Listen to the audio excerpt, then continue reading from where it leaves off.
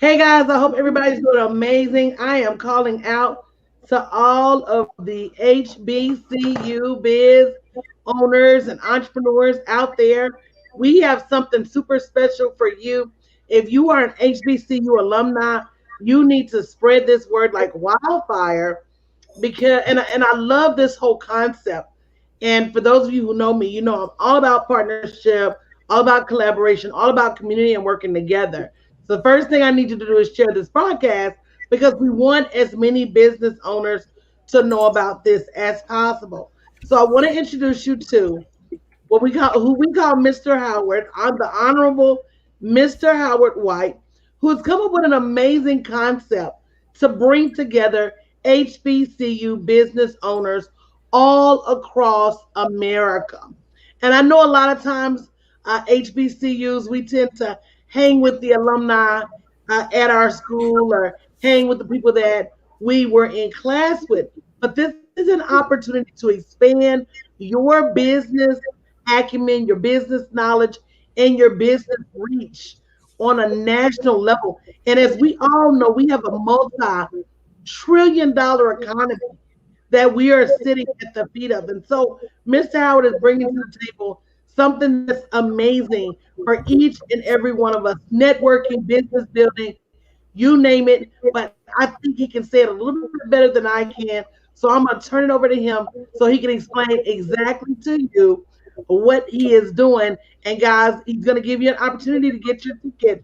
So make sure you go to bit.ly/HBCUBiz to get your ticket because you're not going to want to miss this. Mr. Howard, take it away.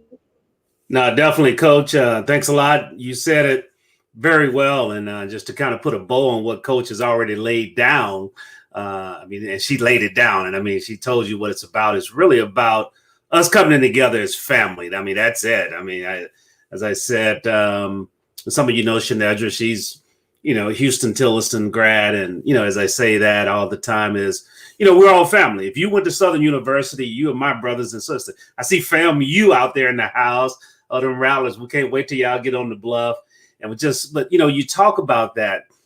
And if you're in, I say if you're in the SWAC, we're first cousins, and the rest of y'all, we're cousins. But the main thing, we're all family.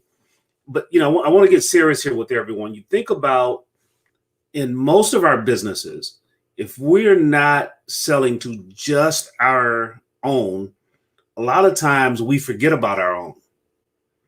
And therefore our own forget about us. And what I mean by that is that you think about it, you're marketing to a vertical market, but you're not educating your family on the goods and services that you're helping everyone else. See, I'm a business coach and trainer, and, I have a lot of traditional companies, AKA white companies, own companies, but then my own, like, man, I didn't realize you trained, that you work with those people. And I'm like, okay, that's my fault. And that's part of what HBCU Biz is about, is helping change that. But Coach said something else, creating a community. So creating a place, like she's in Houston area. You think about all the HBCUs that are there, but then think about all the HBCU grads that are there that don't know each other. And so if I look at a principal at a high school, he or she should be able to pull up their computer and say, hey, let me keep these dollars in my family. Let me keep these dollars in my community, because they're spending several $100,000 a year that they control. We're not talking about the district level. So those are the kind of games that the things that we want to help change and shift, and then help educate those entrepreneurs. We got some folks out there that are thinking about it. I know Coach has been teaching you and working with you about how do you quit your job. But one of the things that you're going to need, and you're going to stay in this community with Coach, and we're there to help support, and we'll be coming over as part of it. But literally think about this, is that if you are flying with someone else in formation, you can fly a lot further and a lot faster. And, I use that analogy. We've all seen the geese. They fly well, which way they go in the summer. Okay, in the summer, they go back north. In the winter, they go south. And so when you think about that head is a goose. The head goose is literally flying until he gets tired. And then they drop to the back because it takes less energy when they're in formation. And then when they all get tired, they take a break and then they go on. But that is the kind of community we want to create to make it. Oh, man, I see Aggie Pride in the house. A&T. up there in Greensboro, the world's greatest homecoming. That's up for debate. But see, that's the kind of things we can all debate. But one thing we can't debate is that we need to do business together with each other. Collaboration and community is the key for us to shift and change this. Hey, Dunya, good to see you. You guys had our great president, your great president too, the late Dr. Dolores Spites. And, so I'm part of an HBCU family.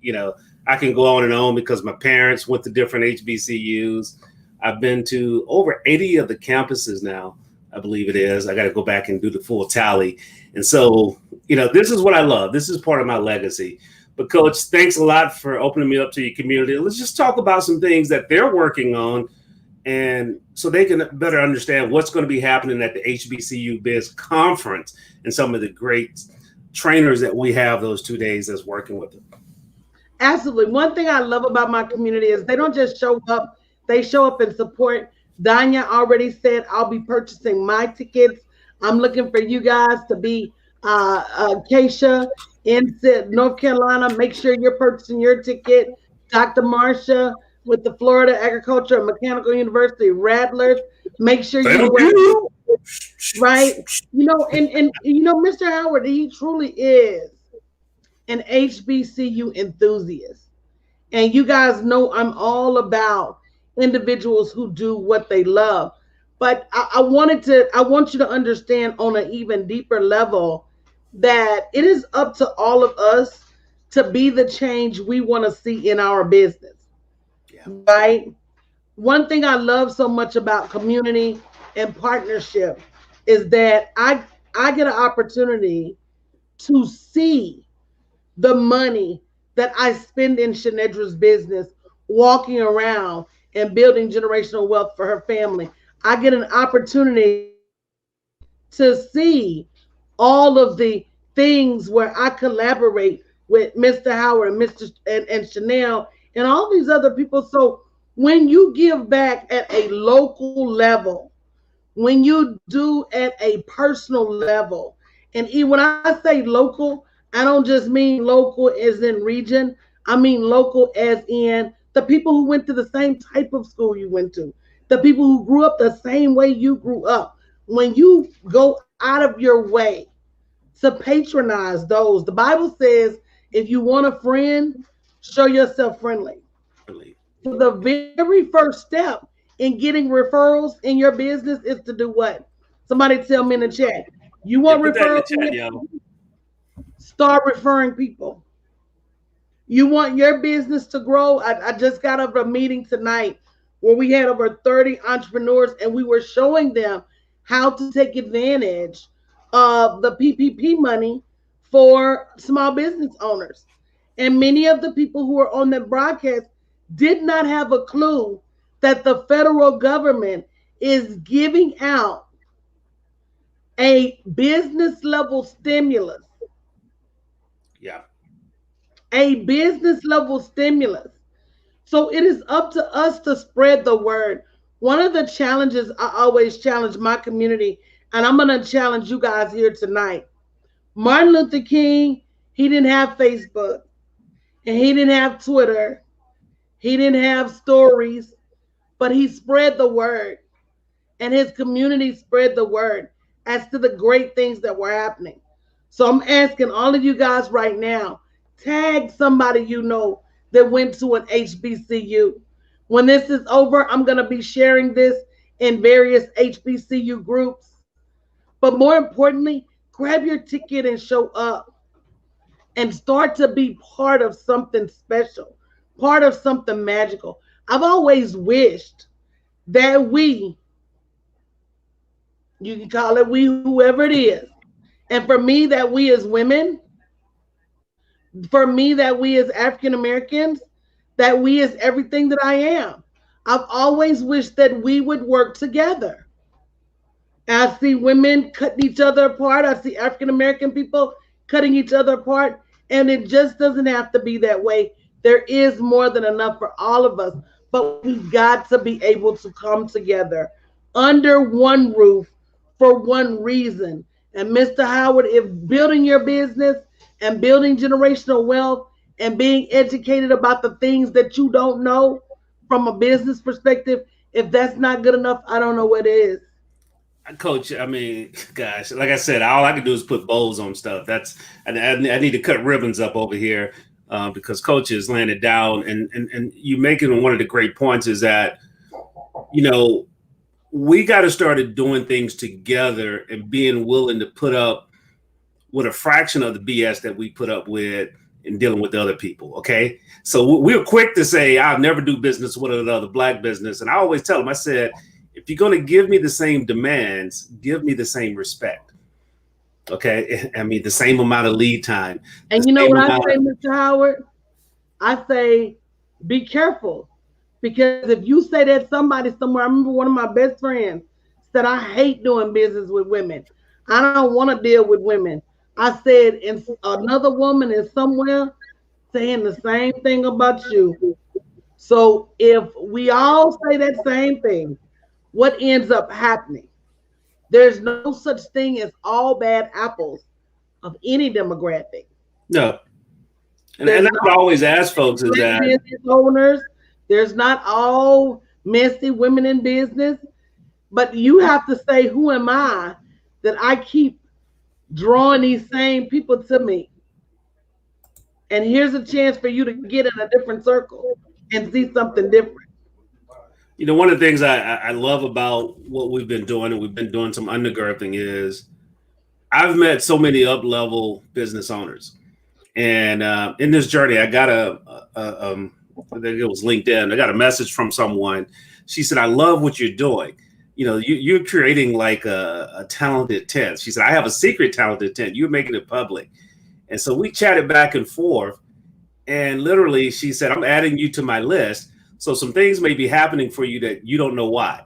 And so I went in and looked deeper. Here she is sitting at the in the Oval Office with our president, my president rather, President Barack Obama. And so I'm like, hold up. But it was at HBCU that brought us together.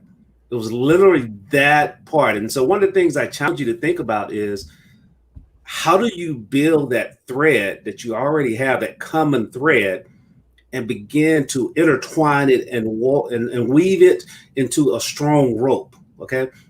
And that's working with other people that look like you. When you think about the other ethnic groups, the Jewish, they don't do business, they don't not do business with other groups, but they look at Jewish in their Jewish family first. And that's what we have to start doing. Some of the other groups, they won't do business outside of their group. But I'm challenging you is inside of HBCU Biz, let's come together and say, hey, how can we grow each other? Because just imagine all those students on campus, if we grow our business, we will be able to hire some of those individuals. We'll be able to mentor those individuals. We'll be able to have a shift in our own community. And that is something that is, I see as myself with HBCU Biz and individuals that's the legacy that we're going to leave, Coach. And that's the difference. I have a retail store. And someone was interviewing me, and they said, Howard, over the last 20 years, what have you enjoyed the most? And I said, it's those 60 or 70 students that I've taught. And literally that was on a Saturday. That Sunday I went by a restaurant and someone from in the back was screaming, Mr. Howard, Mr. Howard. It was one of my former student workers. And I remember when he was in high school, he had this dream. He wanted to be a chef. And so he's working in restaurants as he's finishing up culinary school. And that is what gives me joy. And hopefully 5 years from now, he'll be saying, hey, Mr. Howard, I'm looking to open my own restaurant. Will you support me? You doggone right, I'm going to support Dajay like crazy. And that's the kind of thing that we have to get back into doing, Coach. And that's really the whole crux of HBCU. We like to say it like this. We help businesses connect and unite. Nikki asked, what is HBCU? I see, it stands for Historically Black Colleges and Universities. Just a little history for those in the community that may not know. Literally in the 1800s, right after Civil War, most of the schools would not allow the Negroes, the Blacks, into their institutions. So basically, from Pennsylvania down, there were schools created that would provide additional education or higher education for African Americans. And Lincoln University and Cheney up in Pennsylvania were the first two that were created. And then it moved down south, and there were some federal grants called the 1880 schools. You know, A&T is one, FAMU is one that came out of that. They were agricultural. So if you ever see a school that say A&M on it, that stands for agriculture and mechanical. So just a little history behind that. So HBCUs were there when you did have an opportunity to go somewhere else. You know, they didn't want you. That was the bottom line. We don't want you here. But you had a family that came in and said, we're going to educate you and you're going to leave equipped to go and make a difference in this world. That's what HBCUs have done. And I think this is a great opportunity, guys, for you to get an education in how, again, you can start to weave together the fabric that becomes our generational wealth. I'll tell you guys this in closing, and then I'll turn it back over to Mr. Howard for his close. But I remember watching television with Mr. Troy, and we were watching something where they had this restaurant in Japan that had been passed down through their family for over 900 years. And we thought, wow, we don't have 900 years worth of legacy. And that's the point where you can either bemoan the fact that you don't, or you can do something to start to create it. I think for every HBCU business owner that's watching, I think going to get your ticket, being a part of this event, being part of the spokes in the wheel as this event grows and grows and grows, where this event can become the place where you pinpoint it, where your business started to grow beyond local contacts into regional and national contacts, where you started to get referrals at the next level and knowledge at the next level. Everything we're talking about is a baseline for generational wealth. Make sure you're there. Make sure you're part of the solution. We can definitely do this. Grab your ticket at bit.ly/HBCUBiz. Get your ticket now. Bring 5 business owners with you. I always challenge you guys. Act like you went to the mall and the grocery store was having a fire sale, and every bag in there was on sale for $100. Text just as many people as you would then with this, because this is not only historic, but this is an opportunity for you to be a part of history. Mr. Howard, what do you want to say in closing? No, you're absolutely right. You know, bring some friends along. You know, I talked about those geese or those gooses, as we would say in Mississippi, where I grew up at. Geese alone, you're struggling. But no, but as you talk about those geese and what you said, Coach, is so powerful, is that bless someone else and then you guys grow together. You ladies grow together. And, when we talk about HBCU Biz Conference, we have a mix of trainers that our theme is SOAR, SOAR, SOAR. We want you to soar this year. Everyone's talking about a pandemic. Everybody's talking about it. But literally, how do you soar? How do you focus on those sales? How do you create and maximize those opportunities? That's all marketing is creating opportunities. And then how do you automate things? Because, one thing that I've learned is, how can I continue to generate revenue and I don't have to be there? That's the only way you can create that generational wealth, as you said. And one of our keynotes, our main keynote, Dr. Joy C. Frazier, who's an OG in the game, as we call it, Mr. Networker himself. He wrote the book on it. Okay, Success Runs in Our Race. But the more important thing is, he eats and breathes it. Like he said, he grew up in the school of hard knocks, but literally he's a multimillionaire because of networking. And so we're going to bring all that together on that Wednesday with those 10 to 12 speakers. And then on Thursday, we're going to come back in and really drive down into some masterclass. All this taking place in the afternoons. We're going to do it on Hopin. So it's going to be a different experience. We're going to have some fun, some music there. I think I've locked in a couple HBCU adult beverage companies that we're going to do a little happy hour with. So hopefully that comes through like it should. But the main thing is this is the kickoff, the start of a community. Okay, start of a community, and I truly believe in, God has shared with me that, hey, this won't be easy because really we're shifting, having a mindset shift. I don't want to talk about your school, but I'll talk about our schools. Most of our schools have said what? Come here, get an education, go work for somebody. That's why they promote the large companies, because they hire more people. I mean, let's be real. They're hiring 10 and 20 where we may hire one a year. And so when you think about it from that standpoint, that's their mission. But I think we have to have that shift. And that's what we want to do inside of HBCU Biz, and really have that shift. And so, like I said, hey, the conference, we're going to have networking events on a regular basis, bi-monthly, every 2 weeks, going on there. And then the academy, that ongoing training, because, we have to grow, because this is one thing I do know. If you don't grow, then you cannot have more. That's right. If you don't change, everything else will remain the same. So until you change, until that mindset change, and then you begin to do something different, you will not have something different. Absolutely. So this is an opportunity to do that. So I'm excited about it. You see the link there. That is the bit.ly link / HBCU Biz. That's right, HBCU.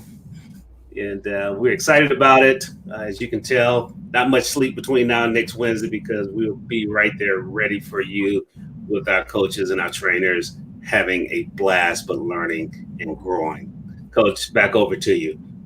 All right, guys. So we're going to hear from Mr. Howard again on Saturday. We're going to get that out via email so you can bring the house down, have your friends and family in the building so they can learn more about this amazing HBCU business conference that he's bringing all these great business owners together to grow their businesses and network. For all of you guys that shared, texting friends, buying tickets, plan to come, we appreciate you. You know what I say?